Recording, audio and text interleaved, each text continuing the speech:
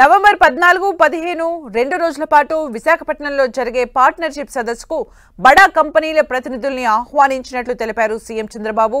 Easy of business విధానంలో AP అగ్రస్థానంలో కొనసాగుతుందని సీఎం చంద్రబాబు తెలిపారు. సాంకేతిక అభివృద్ధి ప్రధాన లక్ష్యమన్నారు. అమరావతిలో 2026 జనవరిలో క్వాంటమ్ కంప్యూటింగ్ ప్రారంభిస్తామన్నారు చంద్రబాబు.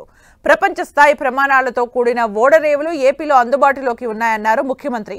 ఎంతో వేగంగా పారిశ్రామికీకరణ జరిగే అవకాశం ఉందన్నారు. ఏపీలో పుష్కలంగా నదీ జలాల లభ్యత ఉందని సీఎం చంద్రబాబు తెలియజేశారు.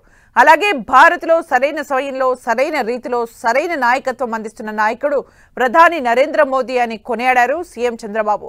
ఢిల్లీలో జరిగిన సిఐఐ ఆధ్వర్యంలో జరిగిన పారిశ్రామికవేత్తల సదస్సులో ఏపీ సీఎం చంద్రబాబు పాల్గొన్నారు. నవంబర్ నెల 14-15 విశాఖపట్నంలో పార్ట్నర్షిప్ సబ్మిట్ జరుగుతుంది. Government of India, government of Andhra Pradesh, అదే మరి సిఐఐ కొలాబరేషన్తో ఈ పార్ట్నర్షిప్ చేస్తున్నాం.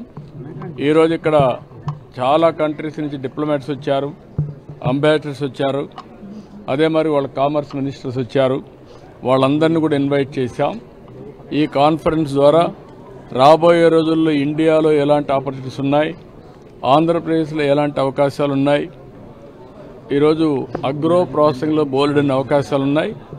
రాయలసీమ హార్టికల్చర్ హబ్గా, అదే మరి ఆంధ్రప్రదేశ్ అక్వాకల్చర్ హబ్గా తయారవుతుంది. ఇది కాకుండా హైటెక్ ఇండస్ట్రీ మ్యానుఫ్యాక్చరింగ్ కోసం వాళ్ళందరినీ ఇన్వైట్ చేశాను.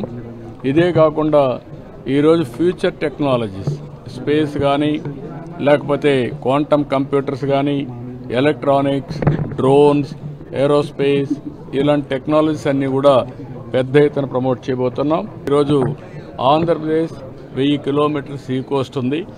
ఈ సీ కోస్ట్ వల్ల పెద్ద ఎత్తున మ్యానుఫ్యాక్చరింగ్ వస్తుంది. లాజిస్టిక్స్ హబ్గా కూడా తయారు చేస్తాం. అదే మరి హ్యూమన్ రిసోర్స్ అయితే బెస్ట్ హ్యూమన్ రిసోర్స్ అవైలబుల్ ఉన్నాయి. ఇంకా ఫ్యూచర్ టెక్నాలజీకి కానీ ఫ్యూచర్ రిక్వైర్మెంట్స్ కానీ ఎక్కడికక్కడ కెపాసిటీ బిల్డింగు, క్వాలిటేటివ్ రిసోర్సెస్ తయారు చేయడం కోసం ముందుకు పోతున్నాం.